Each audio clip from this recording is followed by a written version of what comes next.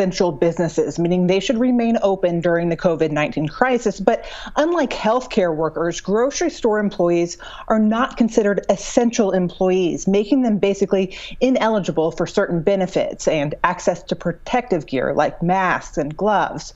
We talked to several store employees, all of them saying, look, we aren't working in emergency rooms, but we are still risking our health in crowded stores to serve our communities, and we don't have access to the gear that we need. One employee told me, Charlotte, forget masks and gloves. We're having trouble even getting disinfecting wipes to clean our registers and the freezer door handles. One of them said they actually had to go out on their own and buy these supplies.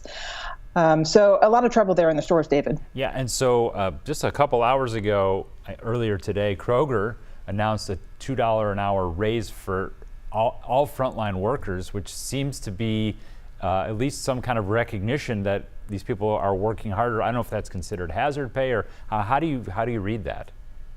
Well, I talked with the union representing these workers, and they said that they have been working really hard to reach this agreement with Kroger. It includes additional emergency paid leave, new workplace safety measures, and a $2, as you mentioned, $2 an hour increase in pay. Also, yesterday, Walmart announced that they're getting gloves and masks to all of their employees within the next 2 weeks. And sources tell me additional steps at Walmart are on the way, and those should be announced soon. So this concept of essential workers, or even being a first responder, that these grocery store workers are really out on the front line, and you mentioned that. Yeah.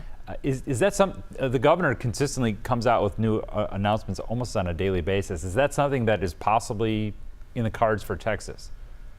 Well, short answer is not yet. We've seen other states take that step, but Local 540, which is the group representing many North Texas grocery store employees, tells me that they are aggressively pushing for this status, and they've asked Governor Greg Abbott to please grant it to them. Now, if granted, it would set up all grocery store employees across Texas for benefits like access to COVID-19 testing and